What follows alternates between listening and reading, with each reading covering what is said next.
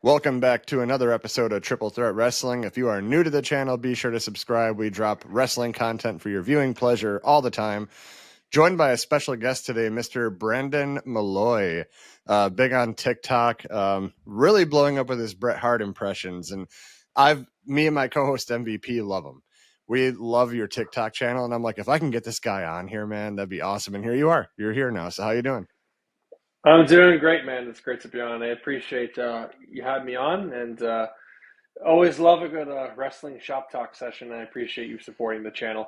Oh yeah, for sure. So for everyone that don't know, Brendan is on TikTok, he's on X, he's on YouTube, Instagram. I'm going to link all that in the description box below. Please go follow him. He should be skyrocketed beyond like where he is now. He's already growing big, but with the help of this episode, get him to at least like 10K or 20K because he deserves it because he's putting out great content. So Appreciate that. yeah, for sure. So I want to talk about what you do. I want to talk about the impressions, but I have to right away catch you off guard. I got to hear you as Bret Hart shoot on Sting stealing the sharpshooter. I never had an issue with Sting using the same finish as me. Going into my days with the WCW, I think that Sting was like the only thing that was good about it. I enjoyed working with Sting. He was a total pro. He was the exact opposite of working with Bill Goldberg. He's the one who kicked me in the head, cost me millions of dollars, 20 years of my career, and he gave me a stroke. He was the lousiest wrestler I ever saw in my life. He kicked me in the head, like I said, and I remember Kurt Hennig. He told me every night, how much pain he was in, how hurt he was from taking the spears from Bill Goldberg. Bill Goldberg was the shit. You know, I thought I invited Brendan on here. I didn't know Bret Hart was going to show up. It's like picture perfect Bret Hart impression, right? Talk me through your channel. You started your TikTok channel. How did that all get started? Well, I've always done impressions, even since I was a young kid. So, and this is 2021. I just said I'm going to start posting impressions online, and I started doing TikTok short reels of impressions of various characters from like films, celebrities. And I started doing wrestlers too, and it just happened that. And it wasn't something that's pretty. I know you said you wanted to ask me how I got doing the Bret Hart one. Do you want to say that, or do you want me to get into that now? Go into it, man. Yeah, like why Yeah. Bret So, Hart? so here's how it happened. So I follow this Instagram page called the Wrestling Classic. It's got like 500,000 followers or something. He's got a big page, and I sent him a couple of my wrestler impression videos. It was Mankind and The Undertaker. And I said, "Hey, do you think you would post these on your page?" And he said, "Yeah, man, make me a reel of the wrestlers." So I did it. Like, there's a few wrestlers, who I'm pretty confident in: Undertaker, Mankind, Paul Bearer, and as a joke, not even like intentionally, I threw in like a brief little Bret Hart thing, and it was just about the Hulk Hogan 9 out of 10 promo, 9 out of 10 look, 1 out of 10 wrestler. And I remember seeing a comment of the guy saying, "I'm rolling on the floor at Bret Hart."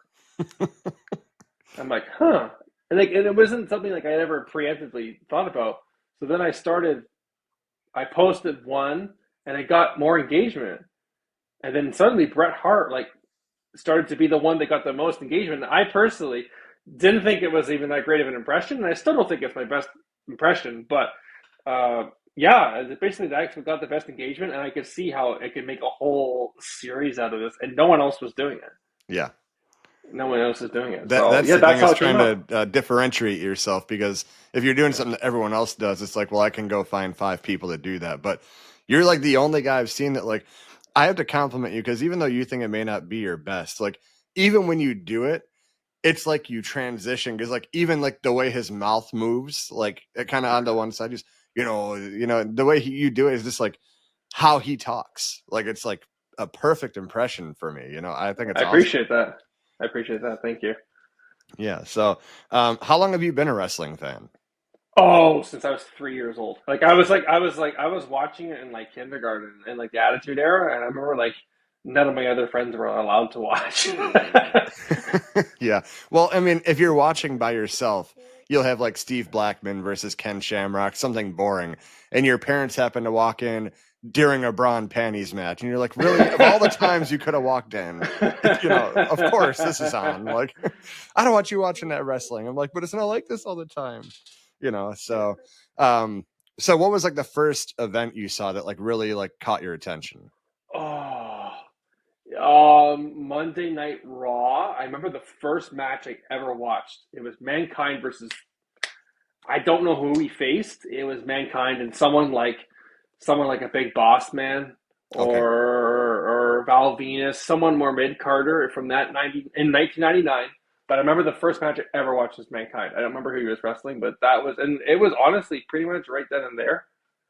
Oh, I okay. was I was pretty like it wasn't like, oh, I saw it and then I went away. Like I was pretty locked in quickly. And I went to my first Monday Night Raw in 2001 when that's 5 years old.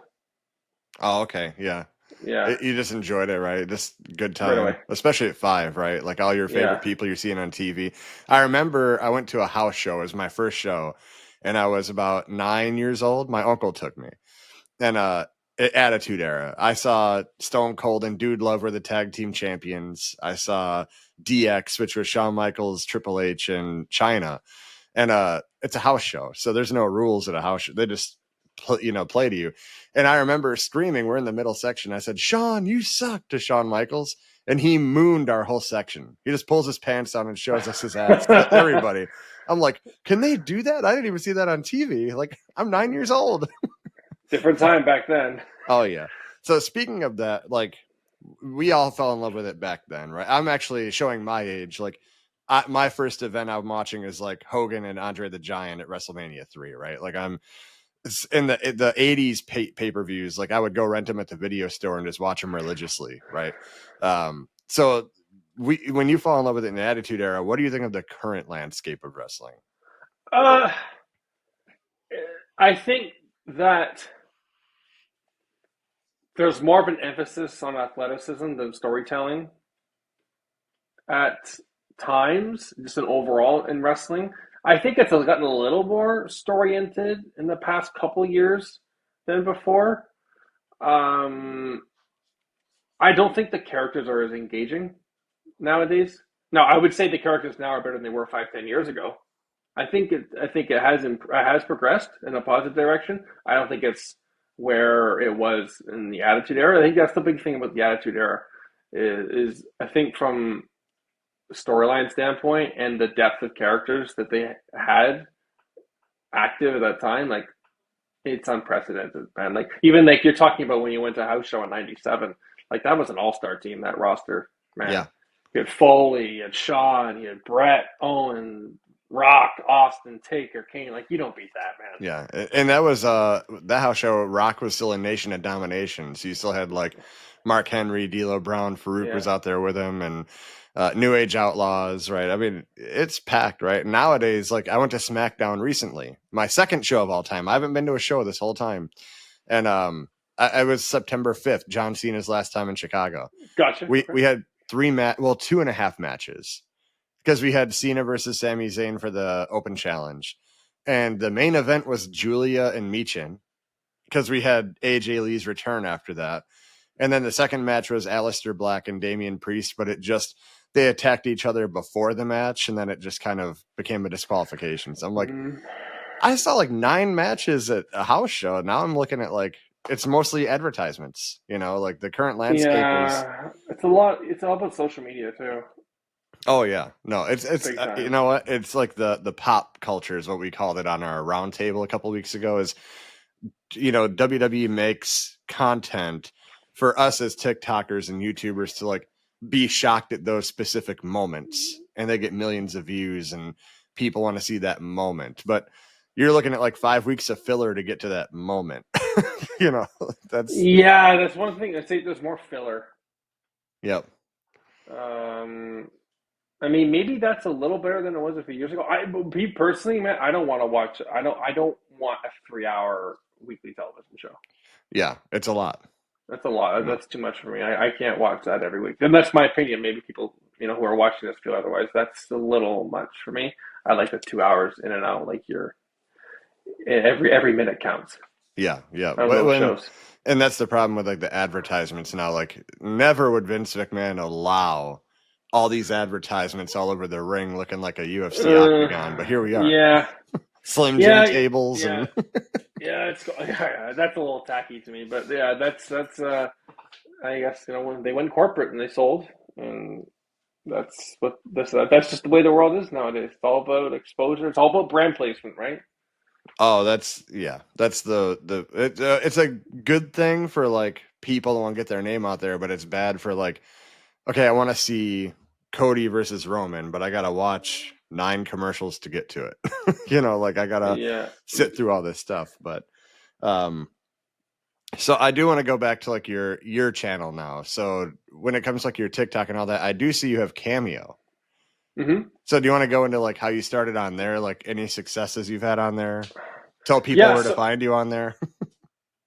So with Cameo, I started to get a decent following at the time. And I was like, do you know what? I'll apply for it. I didn't think I was going to get, like, because you have to apply to the platform and then they say, yes or no. And they, based on your following, and they said yes. Oh wow. So I got approved a couple of years ago, and I make people send requests. They'll say, "Hey, have Bret Hart wish my son a happy birthday and tell him not to be a two-faced lying chicken shit like Shawn Michaels or something like that." Or, "Hey, happy graduation and make sure he's not a lousy student like Bill Goldberg's a lousy wrestler," or something like that. I'll get those kinds of requests, and that's always fun.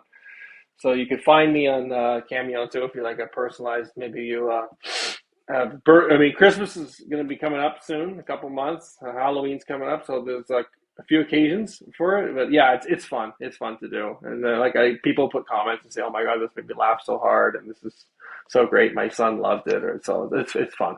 Oh yeah, for sure. So I guess you've kind of gotten away from the other impressions as of late. I because that's where the engagement was. Yeah. Like I could do like I was doing other voices like clips of like I'm a huge Batman fan, so like Batman the animated series and stuff was like they'll do okay, but then the Bret Hart one's just performing better. So I'm just kind of listening to where my audience is going. I mean, I could start to post more stuff. I could do more for sure, but the Bret Hart ones is like that's the one that's got the following. You A bit of you got a to stick with that. Yeah, you got yeah, to stick yeah, with the following. Um, yeah. so is like when you do a Bret Hart impression, like is it just because it took off, or do you actually really enjoy Bret Hart as a wrestler? So I started doing the impression because I was listening to the audience. Bret Hart's always been one of my favorite wrestlers. Okay. So like when I do these clips, it's not me making fun of him at all. I'm literally just like the things that I'm saying. It's all shit he has said before, Yeah.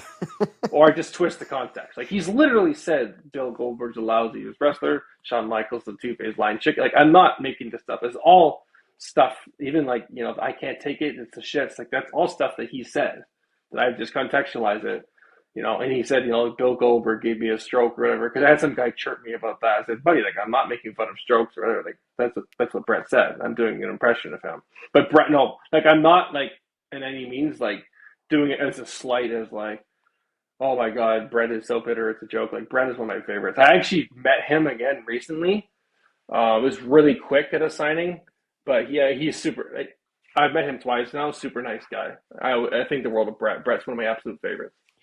Yeah, he was one of my favorites. He's definitely on my Mount Rushmore. I mean, I love Bret Hart, and that was one of my favorite superstars. Watching like the old PLEs, like the Hart Foundation coming out and facing Legion of Doom, or well, they were the Road Warriors then.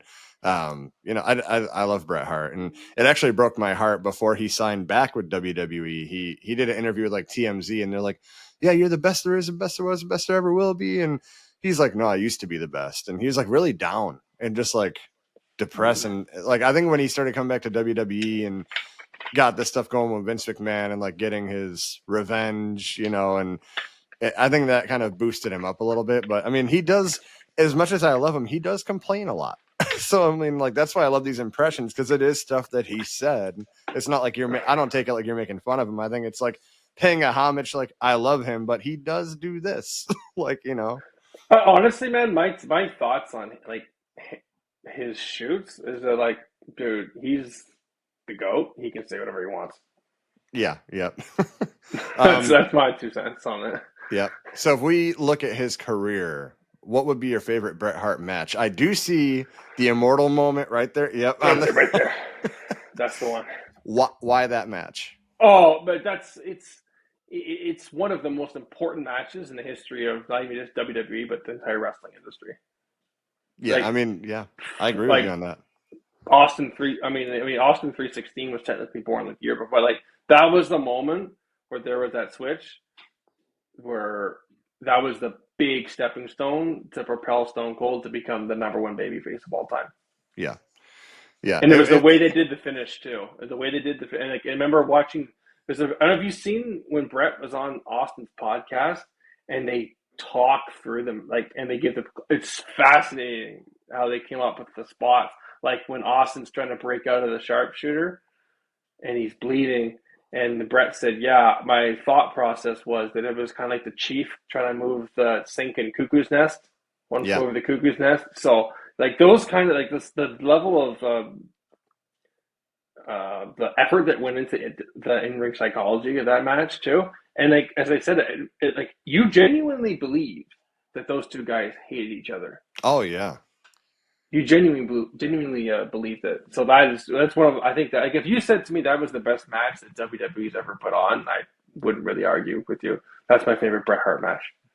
Yeah. I mean, and it just that you haven't seen a double turn like that before. Like we've seen Hogan and Rock do it in their match, but we haven't seen it up to this point where it transitioned where like this bad guy turned into the crowd favorite and the baby face of all time starts getting heelish. And yeah, I did see that podcast. It was very fascinating to see just how they broke it down. And during that time, I really thought they wanted to kill each other. I mean, that's just what it was. And it's kind of like now I would give credit to CM Punk and Seth Rollins, where I genuinely don't know if they're just working with each other because they have to, or if they like each other. I can't tell you for sure one way or the other.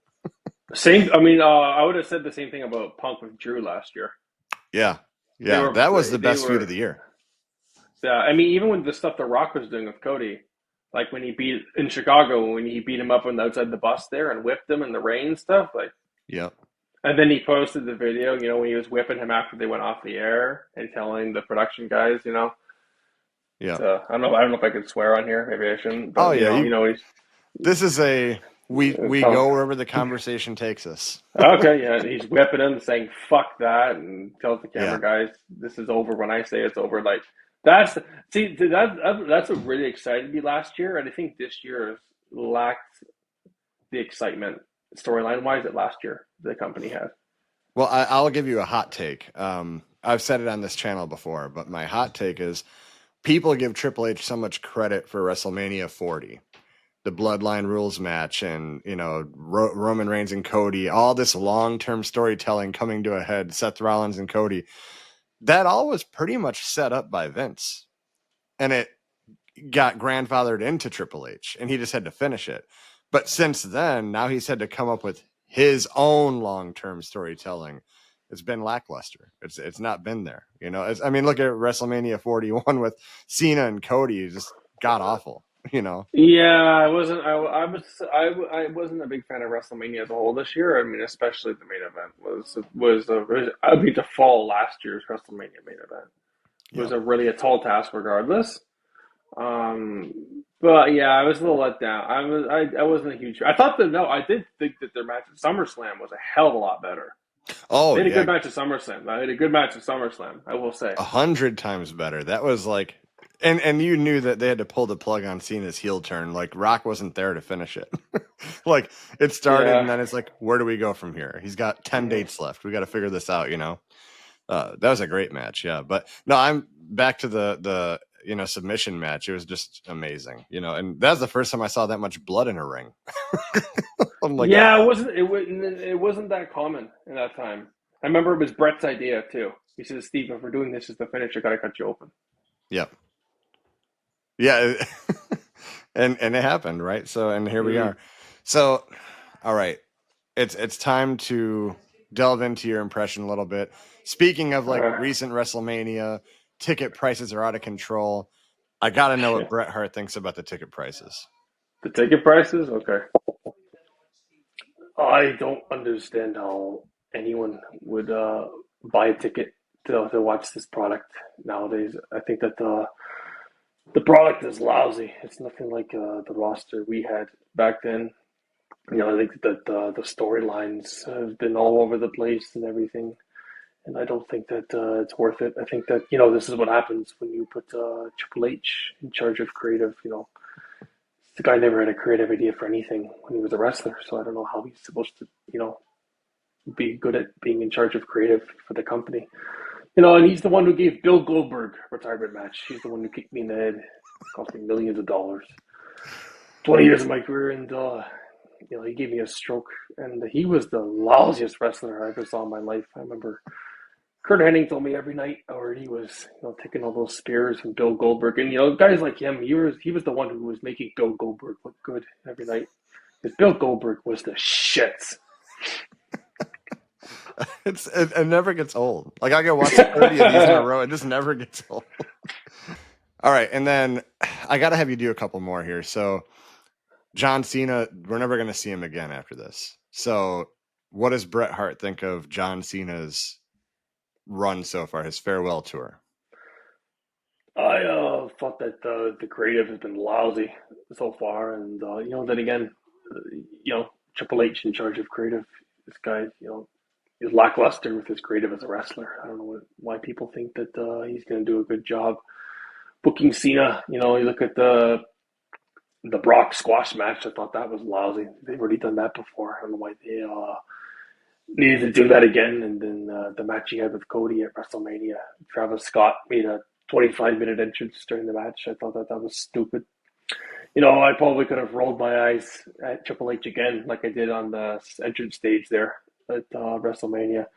They are giving John Cena the big farewell tour and with these high ticket prices, and it's just so stupid. The only thing I think that would make John Cena's farewell tour worse is if he had a match with Bill Goldberg, because he's the one who kicked me in the head, cost me millions of dollars, 20 years of my career. He gave me a stroke. I remember Kurt Hennig, he told me every night how much pain he was in taking all the spears from Bill Goldberg. Bill Goldberg was the shits. It's perfect, man. It's awesome. Tell everyone again, your cameo, how do they find you on there? What's your tag on there? It's just Brendan Malloy, Brendan, Malloy. If you type me up on Cameo, you'll find me on there as a TikTok creator, and I think it's under TikTok creator impressionist, and then that's where you can submit. And it's also, if you guys follow my socials, you'll see the link in my bio on my link tree there. The Cameo is an option there. Again, so guys, if you made it this far in the video, this guy's amazing. Go follow him on TikTok, on X, on Instagram, YouTube. He's got Cameo. Christmas is coming up. You want to tell your family how much they're the shits? You want to have Bret Hart tell them that. So, and if you guys don't follow him, then you're the shits. It's the shit. So, all right, Brendan, that's it. Thank you for being on here, and we'll talk again, okay? Thanks, Jarvis. All right, thank you.